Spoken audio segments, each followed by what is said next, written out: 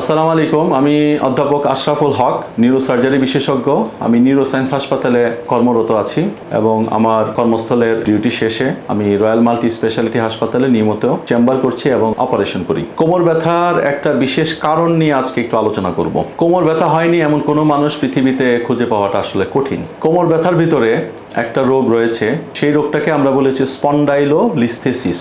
Spondylolisthesis এই রোগটা হচ্ছে কোমর ব্যথার একটা অন্যতম কারণ। বিশেষ করে মধ্যবয়স্ক বা বয়স্ক রোগীদের ক্ষেত্রে আমরা এটা বেশি পাই। আমাদের যে মেরুদণ্ড রয়েছে, যে মেরুদণ্ডগুলো অনেকগুলো হাড়ের সমন্বয় বা ভার্টিব্রার সমন্বয়ে গঠিত, এবং কোমরের কাছে যে হাড়গুলো রয়েছে তো সবগুলো মিলিয়ে হচ্ছে যে আমাদের মেরুদণ্ড অথবা স্পাইনটা তৈরি। এর ভিতরে যে কোমরের যে আমরা লাম্বার ভার্টিব্রা যেগুলো বলি, সেই ভার্টিব্রাগুলো অনেক সময় বয়সজনিত কারণে বা ডিজেনারেটিভ কারণ, অনেক সময় আঘাতজনিত কারণে একটা হাড় আরেকটা হাড় থেকে অনেক সময় সামনের দিকে অথবা পেছন দিকে সরে যায়। এই সরে যাওয়াটাকে আমরা বলি যে স্পন্ডাইলোলিস্থেসিস।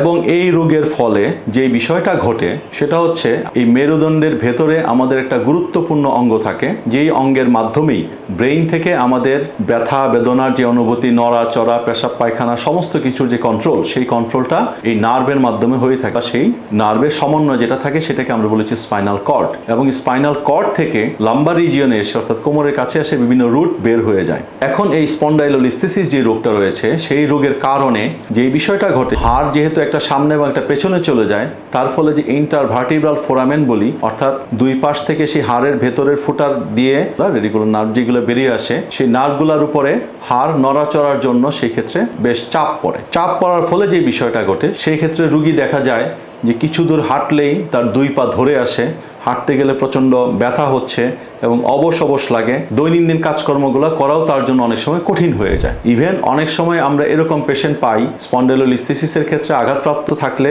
অনেক সময় পেশাব পায়খানা বন্ধ আমরা পাই, অর্থাৎ ডিসঅটোনোমিয়া আমরা বলি, সেই বিষয়টা অনেক সময় পাই আমরা। এখন এই স্পন্ডাইলোলিস্থেসিস রোগ তো চিকিৎসক নির্ধারণ করবেন। রোগী সাধারণত আমাদের কাছে কোমর ব্যথা এবং সেই ব্যথা দুই পা ধরে নিচের দিকে নেমে যাওয়া এবং কিছু দূর হাঁটলে সেই ব্যথাটা বেড়ে যাওয়া, এই ধরনের সমস্যাগুলো আমাদের কাছে নিয়ে আসে। পরবর্তীতে আমরা যারা নিউরোসার্জন আছি, আমরা তখন রুগীকে ইভালুয়েট করে, রুগীকে দেখে, রুগীর ইতিহাস এবং রুগীর পরীক্ষা নিরীক্ষার পরে আমরা তখন একটা ডায়াগনোসিসে পৌঁছি যে এই রোগটা এই কারণে হয়েছে। তো রুগী যখন আসে, পরবর্তীতে আমরা এক্স-রে এবং এমআরআই এগুলোর মাধ্যমে আমরা রোগটা ডায়াগনোসিস করে থাকি। এবং সেই ক্ষেত্রে হচ্ছে যে আমরা একটা বিশেষ এক্স-রে করি, X-ray dynamic view, X-ray oblique view, এই ধরনের এক্স-রেগুলো খুব কাজে দেয়। সাথে এমআরআইটাও আমাদেরকে বেশ কিছু তথ্য দিয়ে থাকে। এই স্পন্ডাইলোলিস্থেসিসের আবার কতগুলো গ্রেড আছে এবং সেই গ্রেডের উপরে নির্ভর করবে যে এই রোগীটার ক্ষেত্রে আমি কি ওষুধপত্র এবং লাইফস্টাইল মডিফিকেশন তথা জীবনযাত্রার পরিবর্তন, বিভিন্ন টাইপের ব্যায়াম বা ফিজিওথেরাপির যে বিষয়গুলো আছে, সেই বিষয়গুলো দিয়ে কি রোগী মোটামুটি চলাফেরা করতে পারবে, নাকি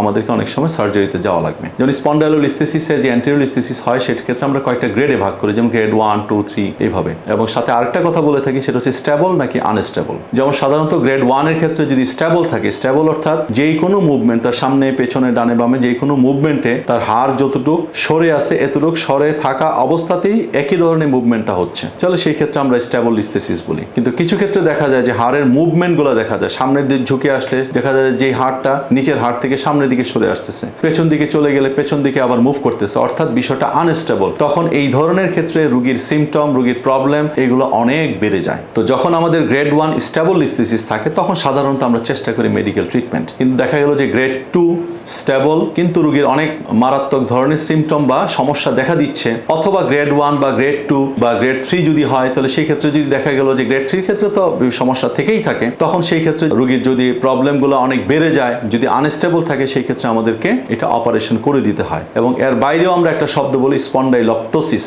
স্পন্ডাইলপ্টোসিস হচ্ছে গ্রেড 4 বলা যেতে পারে, অর্থাৎ একদম সামনের দিকে চলে যায়, তখন আর জটিল আকার ধারণ করে। কিন্তু যদি আনস্টেবল স্পন্ডাইলোলিস্থেসিস হয় বা গ্রেড 2 আনস্টেবল বা গ্রেড 3 বা গ্রেড 4 বা স্পন্ডাইলপ্টোসিস হয়ে গেছে, তাহলে সেই সব ক্ষেত্রে কিন্তু আমাদেরকে তখন এমন ক্ষেত্রে আমাদের সার্জারিতে যাওয়া লাগে। সার্জারির উদ্দেশ্য থাকে দুইটা। একটা হচ্ছে যে নার্ভগুলো থাকে, যে নার্ভগুলো চাপের মুখে থাকে, সেইগুলোকে আমরা নার্ভগুলোকে ডিকম্প্রেস করে দিই পিছনে লেমিনেক্টমি করে, এবং সাথে যেটা করি আমরা হচ্ছে যে ট্রান্সপেডিকুলার স্ক্রু এবং রড দিয়ে আমরা সেই আনস্টেবল যে আমাদের যে মেরুদণ্ডের যে পার্টটা থাকে, সেই পার্টটাকে আমরা একটা স্টেবল কন্ডিশন বা একটা সুস্থিত কন্ডিশনে আমরা রেখে দিই, এবং পরবর্তীতে যাতে এই হাড়ের ভিতরে যাতে এই স্ট্যাবিলিটিটা মেনটেইন হয়, সেই জন্য আমরা অনেক ক্ষেত্রে যে দুই হাড়ের মাঝে যে ডিস্ক থাকে সেই ডিস্কেক্টমি করে দিয়ে পরবর্তীতে আমরা সেখানের ভিতরে আমরা বোন চিপস বা বডির যে বোনসগুলো আমরা লেমিনেক্টমি করে বা পেছন দিকে কেটে যে বোনসগুলো পাই সেগুলোকে আমরা গ্রাফট হিসেবে ইউজ করে দুইটা হাড়কে আমরা জোড়া লাগাই দেওয়ার জন্য চেষ্টা করি, অর্থাৎ ইন্টার বডি ফিউশন বলা হয়। এর বাইরেও অনেক সময় আমরা বিভিন্ন রকমের ইমপ্ল্যান্ট